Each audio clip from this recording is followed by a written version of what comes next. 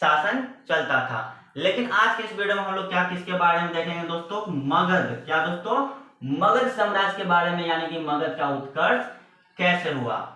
तो दोस्तों किसी भी साम्राज्य का विकास होने के कारण धार्मिक कारण या राजनीतिक कारण या आर्थिक कारण या वहां की भौगोलिक कारण काफी मायने रखती है।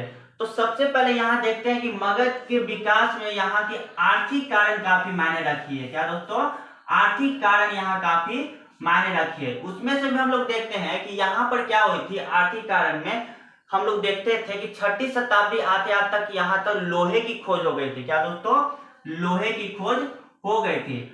लोहे की खोज होने के कारण यहाँ के काफी विकास हुआ। लोहे की खोज हो जाने से यहाँ पर हथियार, औजार वगैरह बनने वगैरह, रथ वगैरह बनने शुरू हो गए थे, जिसके कारण हम लोग क्या देखते हैं दोस्तों कि यहाँ पर मगध का क्या हुआ था, विकास शुरू हो गया था। यानी लोहे की खोज से यहाँ पर क्या हुई थी दोस्तों, काफी विकास यहाँ हुआ था।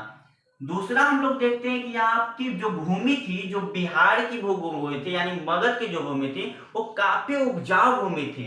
उपजाऊ भूमि होने के कारण यहाँ पर कृषि अच्छी ढंग से होती थी। क्या दोस्तों, यहाँ पर कृषि क्या होती थी, अच्छे ढंग से होती थी।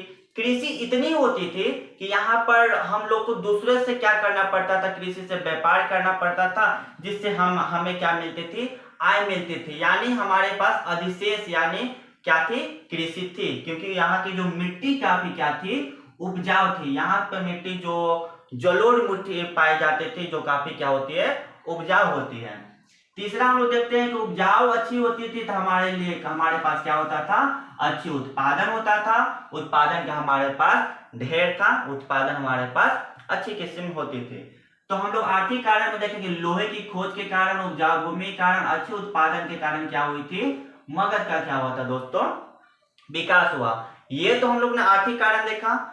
उससे भी इंपॉर्टेंट क्या हुआ था दोस्तों कि राजनीतिक कारण। क्या मगध के इंपॉर्टेंट में सबसे ज्यादा अगर कोई इंपॉर्टेंट रखा है तो राजनीतिक कारण। राजनीतिक कारण में भी देखे हैं कि यहाँ पर जो मगध में जो भी राजा हुए हैं वो काफी योग्य हुए हैं। क्योंकि देखिए, आर्थिक लोहे की खोज होने तक तो ठीक है, उपजाऊ भूमि चलिए हो ठीक है, लेकिन जब तक किसी क्षेत्र पर उस क्षेत्र को, उस प्रजा को चलाने के लिए अगर योग्य राजा नहीं होगा, तब वो चाहे मगध हो चाहे तो कोई भी महाजनपद हो, उतना विकास नहीं कर पाता। यानी कि एक योग्य राजा का होना जरूरी था, जो यहाँ पर थी।